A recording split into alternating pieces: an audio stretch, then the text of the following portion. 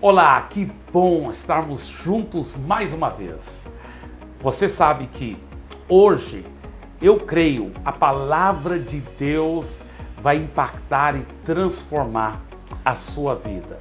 Tem uma palavra um pouco diferente, mas muito interessante.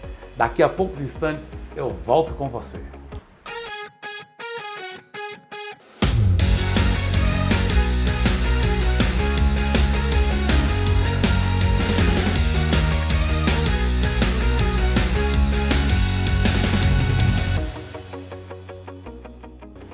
É uma alegria todo sábado estarmos juntos aqui no seu programa Isto é só o começo.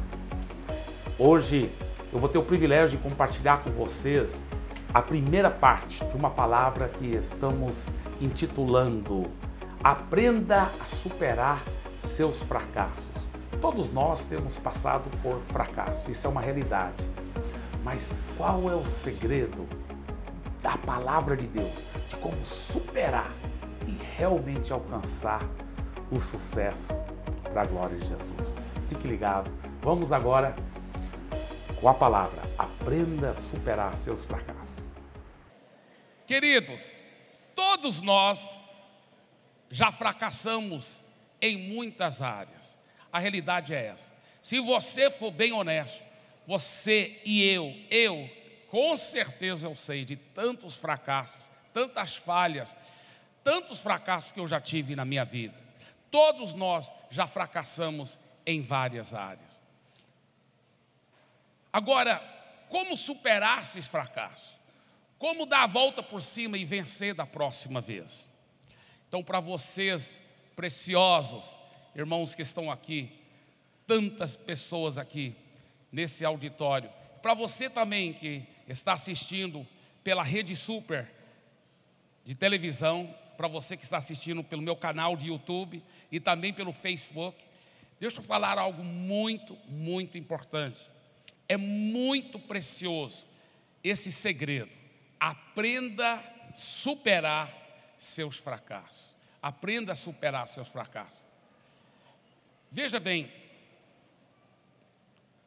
Jesus teve um discípulo, um dos 12 mais chegados a ele, que fracassou horrivelmente. Mas esse discípulo não soube receber o perdão de Deus, não soube receber a graça de Deus. O nome dele era Judas Iscariote. Não é que Jesus não queria perdoá-lo, não é que Deus não queria perdoá-lo. Deus queria, ele poderia ter superado o fracasso, mas ele não soube receber o perdão de Deus. Ele se autocondenou e cometeu suicídio, e ele não superou seu fracasso. Mas Jesus teve um outro discípulo, que também fracassou horrivelmente. Ele negou Jesus 3 vezes, mas ele soube superar o fracasso. Ele soube dar a volta por cima, e ele acabou se tornando um dos maiores líderes de toda a história do cristianismo, que é o apóstolo Pedro. Então nós podemos aprender com o apóstolo Pedro, porque todos nós, eu já fracassei muitas vezes, você também. Todos nós podemos aprender com o apóstolo Pedro como superar fracasso, através dos princípios que o apóstolo Pedro colocou em prática. Isso é muito profundo, e nós vamos aproveitar para estudarmos a vida do apóstolo Pedro, para respondermos 3 perguntas. A primeira, o que causa fracasso na vida de alguém? 2, o que devemos fazer ao depararmos com fracasso? E o terceiro, qual é a reação de Jesus com o nosso fracasso? Primeiro, o que causa fracasso na vida de alguém? Talvez fracasso na vida sentimental. Você começa um relacionamento e nunca dá certo. Sempre acaba não dando certo. Talvez é um fracasso no casamento. Talvez é um fracasso na família. Talvez é um fracasso na criação de filhos. Talvez é um fracasso nos negócios. Talvez é um fracasso nas finanças. Talvez é um fracasso na saúde. O que causa fracasso? O que causa fracasso? Em primeiro lugar, nós podemos aprender com o apóstolo Pedro A primeira razão porque nós fracassamos muitas vezes é porque nós sobreestimamos os nossos pontos fortes. Aquelas áreas em que a gente acha que é muito forte, você sabia que o maligno sabe que a nossa tendência é relaxar naquelas áreas em que nós falamos, não, nessa área é uma qualidade que eu tenho. E aí, por causa desse relaxamento, o maligno muitas vezes aproveita disso. Era o caso do apóstolo Pedro. O apóstolo Pedro, ele realmente tinha esse tipo de pensamento.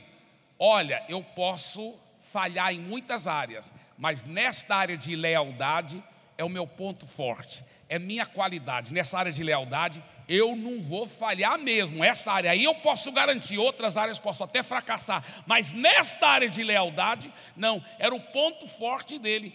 E ele fracassou justamente no ponto forte. Por quê? Por causa de uma autoconfiança exagerada. Ele sobreestimou seu ponto forte. Olha aqui em Marcos 14, 29 em diante. Pedro declarou: ainda que todos te abandonem. Não, Jesus, o Senhor está falando que todos nós vamos te abandonar, mas esta área aí é meu ponto forte. É a minha lealdade, Senhor. Nessa área eu não falho, não.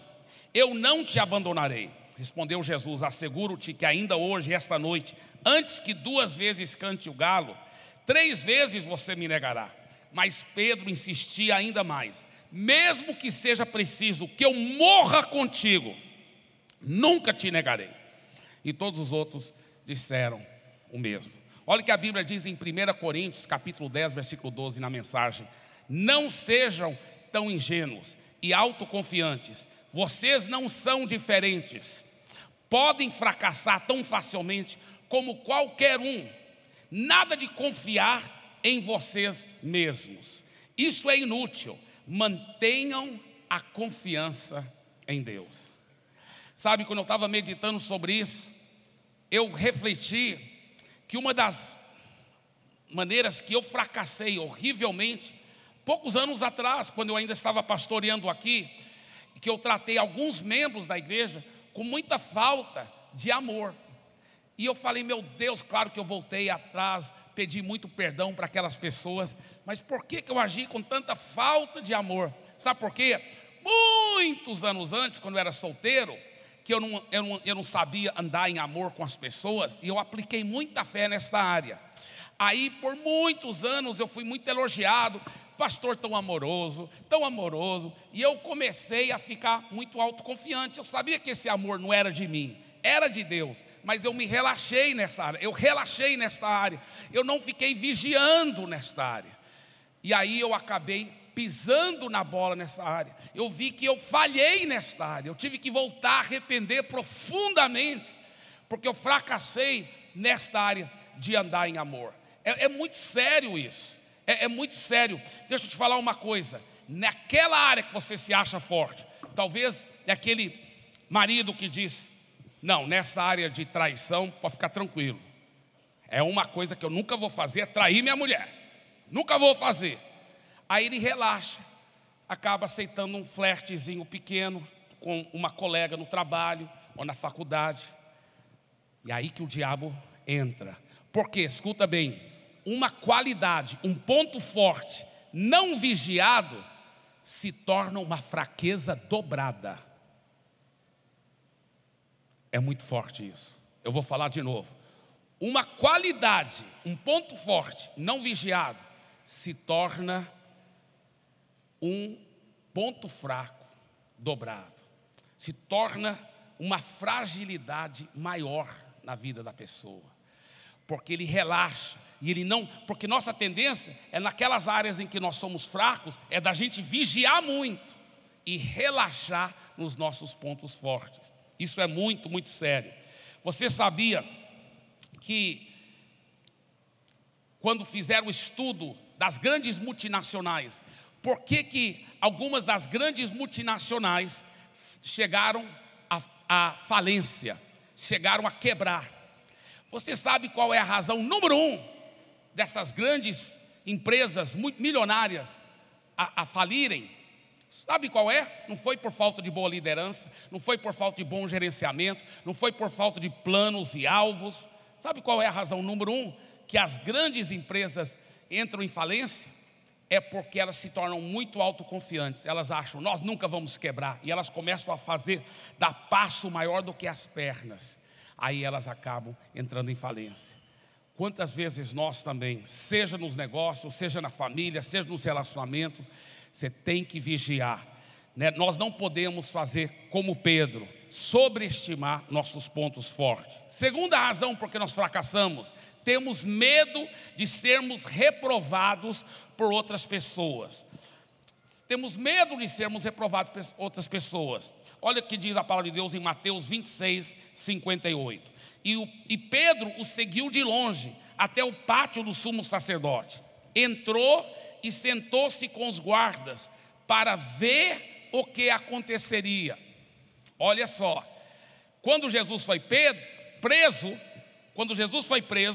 Pedro seguiu, mas seguiu de longe. E não queria assumir um compromisso de estar lá pertinho de Jesus. Não, ele seguiu de longe para ver o que ia acontecer. Tem muita gente que está seguindo Jesus desse jeito. Não seguir de longe, ficar aqui só na minha, seguir de longe, para ver o que vai acontecer. Não quero me comprometer muito, não quero me dedicar muito. Então a pessoa na faculdade não fala para ninguém que ele é cristão. Pessoas estão fazendo piada feia sobre Deus, sobre a Bíblia, sobre homens de Deus. Ele fica calado, não fala para ninguém que ele é um cristão. Ele tem vergonha de falar que é um cristão, porque ele está seguindo Jesus de longe. Deixa eu te falar uma coisa: quando você segue Jesus de longe, você está seguindo o diabo de perto.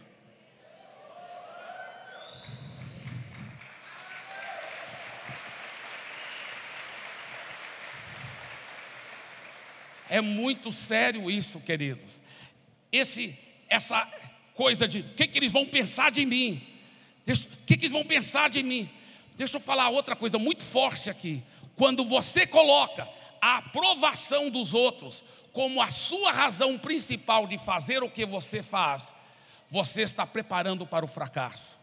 Você tem que colocar a vontade de Deus acima de tudo. Claro que no que for possível queremos agradar as pessoas, mas nós não podemos colocar a aprovação dos homens como a nossa razão principal de fazer o que nós fazemos. Não, nós temos que fazer a vontade de Deus. E aí não ter medo se as pessoas vão aplaudir ou não vão. Sabe por quê? Porque nós temos que, acima de tudo, querer a vontade dele, colocar ele em primeiro lugar. É isso que ele prometeu: buscar em primeiro lugar o reino de Deus e a sua justiça. E aí olha a promessa, ele que prometeu: todas as outras coisas vos serão acrescentadas. Todas as outras coisas. Deus tem o maior prazer de acrescentar todas as coisas boas na sua vida, em todas as áreas. Deus te ama tanto, a paixão dele é de te dar sucesso em todas as áreas. Mas para que isso seja realizado, é importante você fazer um passo firme, decisivo, de colocar ele em primeiro lugar, em tudo, sendo aprovado ou não pelos homens. E olha o que a Bíblia fala que Pedro fez, versículo 69. Pedro estava sentado no pátio, e uma criada, aproximando-se dele, disse: você também estava com Jesus, o Galileu. Mas ele queria o quê? Agradar a todos. Então o que ele fez? Ele o negou diante de todos. Por quê? Porque ele colocou a aprovação dos homens acima das suas convicções, acima do seu compromisso com Jesus. E ele negou diante de todos, dizendo: não sei do que você está falando. Olha só que coisa feia. É muito sério isso, muito sério. Vamos continuar. Terceira razão porque muitos de nós temos fracassado. Terceira razão pelo nosso fracasso: nós falamos antes de pensar. Quantos relacionamentos foram destruídos? Quantos casamentos foram desfeitos? Quantas famílias foram desfaceladas porque pessoas falaram antes de pensar? A verdade é essa. É muito sério. E tudo indica que foi o que Pedro fez. Porque olha lá, versículo 71. Depois saiu em direção à porta, onde outra criada o viu e disse aos que estavam ali: este homem estava com Jesus. ele não estava esperando outra criada. Eu imagino que ele deve ter pensado: eu não vou negar Jesus mais, não é possível, eu vou ser forte. Mas de repente ela o pegou de surpresa. Essa outra empregada entrou lá. Não, ele também era um dos seguidores de Jesus. E ele, jurando, negou outra vez: não conheço esse homem. Pouco tempo depois, os que estavam por ali chegaram a Pedro e disseram: certamente você é um deles, o seu modo de falar o denuncia. Estavam falando do sotaque dele. Eu creio que o Pedro nunca imaginou: rapaz, vão me acusar por causa do meu sotaque. Mas era um tiro certo, sabe por quê? Veja bem, Jesus foi criado na Galileia. Nazaré fica na Galileia. Jesus era um galileu então. E a maioria dos seus 12 discípulos eram todos galileus. Todos tinham o mesmo sotaque, porque Israel é muito igual ao Brasil. Cada região tem um sotaque diferente. Então, por exemplo, aqui no Brasil, quem é lá de Curitiba, né? Tem um sotaque diferente lá no Paraná, né? Leite quente para dor de dente, né? Se for lá o carioca lá do Rio de Janeiro, 1, 2, 3, 4, 5. Estou exagerando um pouco, mas não é mesmo? Carioca. O paulista lá do interior de São Paulo abre a porta, né? E o cearense, ele é o único que tem um português perfeito mesmo no Brasil.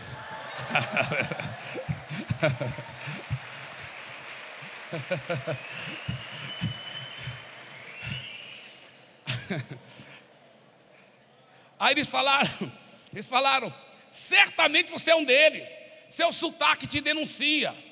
Pegou ele de surpresa, falou sem pensar, e ele começou a se amaldiçoar e a jurar. Tudo indica que ele começou a falar um monte de palavrão. Não conheço esse homem. Imediatamente um galo cantou. Porque falou sem pensar, causou um grande fracasso na vida dele. Deixa eu falar uma coisa: já viu aquelas pessoas que falam mesmo sem pensar? No meio de uma briga, um casal, fala mesmo o que vem na mente, o que vem na cabeça. Fala mesmo para o patrão, para o colega do trabalho. Fala o que vem na cabeça. E os outros dizem: rapaz, o cara é corajoso. Não, falar sem pensar não é sinal de coragem.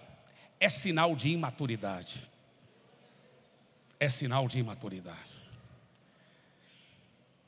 Agora, a grande pergunta: o que devemos fazer ao depararmos com o fracasso?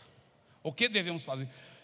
Pedro, diferente do que Judas se autocondenou, não recebeu o perdão de Deus, cometeu suicídio. Mas Pedro não. Pedro soube dar a volta por cima e acabou se tornando um dos maiores homens de Deus da história do cristianismo. Como que Pedro conseguiu superar o fracasso? Vamos ver o que ele fez. Mateus 26, 75. Então Pedro se lembrou da palavra que Jesus tinha dito: antes que o galo cante, você me negará 3 vezes. Quando o galo cantou, Pedro lembrou. Agora olha o que Pedro fez. E saindo dali, diga: saindo dali. Você tem que sair daquele ambiente. Isso é um grande segredo. Você tem que dar um tempo para ficar sós com você e Deus. Sabia disso? Tem pessoas que, ao fracassarem num relacionamento, já vão começando logo outro relacionamento. Aquele relacionamento nem acabou completamente, acabou de ter um fracasso e já vai começando outro. Aí fracassa nesse e começa outro, e começa outro. A pessoa faliu no negócio, nem pensou 2 vezes, já está abrindo outro negócio, abrindo outro. Não é assim que você vai superar o fracasso. Você tem que sair daquele ambiente, ficar sós entre você e Deus. Tem que refletir, dar tempo para a poeira sentar. O que mais? Saindo dali, chorou amargamente. Diga: chorou amargamente. Um dos grandes segredos para eu e você superarmos os nossos fracassos é se afligir. Nós temos que nos afligir, tirar tempo para ficar sós com Deus e chorar amargamente, deixar tudo sair mesmo, chorar, arrepender diante de Deus. Pedro não colocou a culpa nos outros, Pedro não transferiu a culpa para os outros. Pedro chamou para si a responsabilidade e chorou amargamente. Um dos grandes segredos para eu e você superarmos o fracasso é que nós temos que tirar tempo, diga, tirar tempo para nos afligir. Tirar tempo para nos afligir. Ser honesto, humilde, quebrantado. Quando eu e você não chamamos para nós a responsabilidade, escuta bem, quando a pessoa não chama para si a responsabilidade do fracasso e sempre transfere a culpa para o outro, ele pode até entrar em depressão. Sabe por quê? Porque ele pensa, nunca vou poder superar o fracasso, porque não dá conta de mudar o outro. Se a culpa é do outro, ele nunca vai poder superar o fracasso, porque não vai dar conta de mudar o outro. Mas quando ele chama para si a responsabilidade, se aflige, se arrepende diante de Deus, então ele começa a ter uma esperança, uma fé. Eu fui o culpado do fracasso, então eu, com a ajuda do Senhor, eu vou dar conta de me mudar pela graça e pelo poder do Espírito Santo, e eu vou dar a volta por cima, e eu vou vencer, e eu vou ter sucesso em nome de Jesus. Não é maravilhoso isso? Isso é um grande segredo.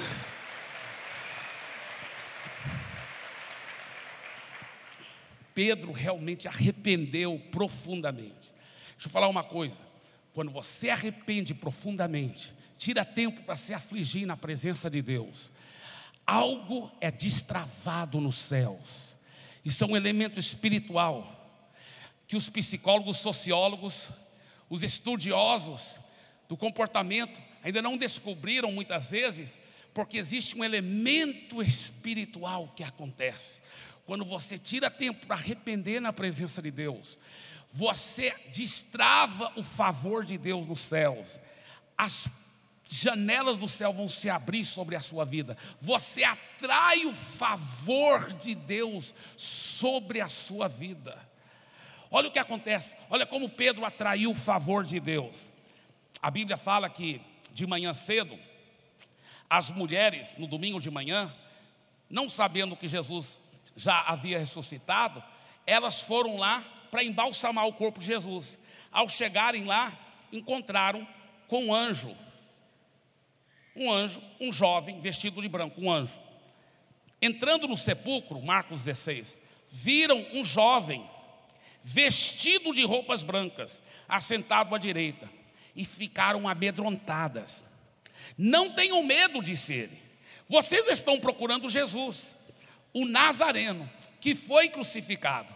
Ele ressuscitou, não está aqui. Veja um lugar onde haviam posto.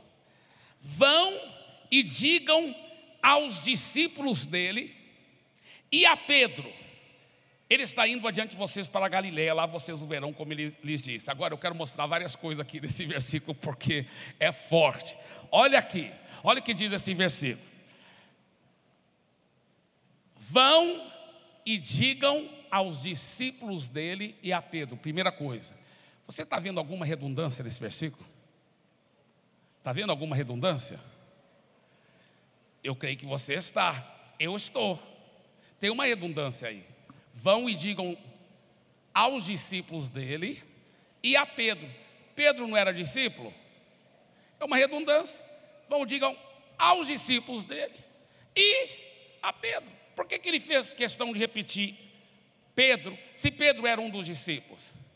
Lembra que esse anjo só estava passando o recado que Jesus mandou ele passar.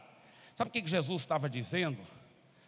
Eu quero, anjo, que você destaque o nome de Pedro. Eu sei que ele é um dos meus discípulos, mas eu quero que ele receba a mensagem que eu estou sendo atraído para o arrependimento dele. Eu preciso estar com Pedro. A gente sonhava muito em trabalhar junto com os jovens ao redor do Brasil. Quando você tem essa motivação, que a sua motivação é tão boa que você quer ganhar todo mundo para Jesus com o seu testemunho, você quer usar o seu testemunho para atrair muita gente para Jesus, aí Deus assina embaixo, Deus vai estar no seu lado, Deus vai estar com você, te dando coragem, te dando fé para enfrentar qualquer gigante e derrubar aquele gigante. Uma nova geração de pastores que vão ser conhecidos como aqueles que estão fazendo bem para a sociedade e se importam em discipular uma cidade e não só crescer uma igreja.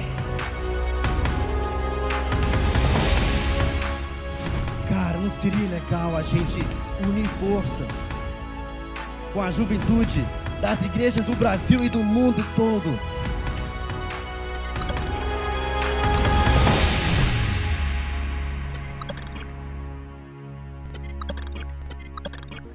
Você sabia que existem 4 palavras diferentes no grego, mas quando são traduzidas para o português, todas são amor?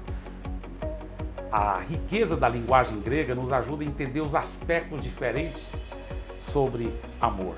Eros é o amor físico entre o casal. O amor filéo é o amor filantrópico, o amor de irmãos. O amor storge, o amor da família. O pai, da mãe para com seus filhos. É muito sublime.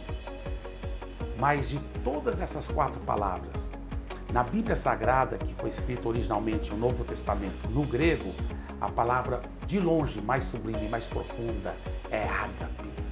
Ágape é o amor sobrenatural de Deus.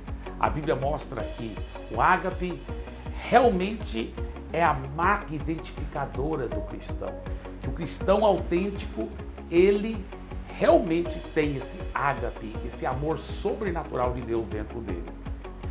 Também a palavra de Deus nos mostra que é impossível a gente ter relacionamentos felizes e permanentes sem esse amor ágape. Tantas pessoas amam o seu cônjuge, mas depois falam assim, o amor acabou.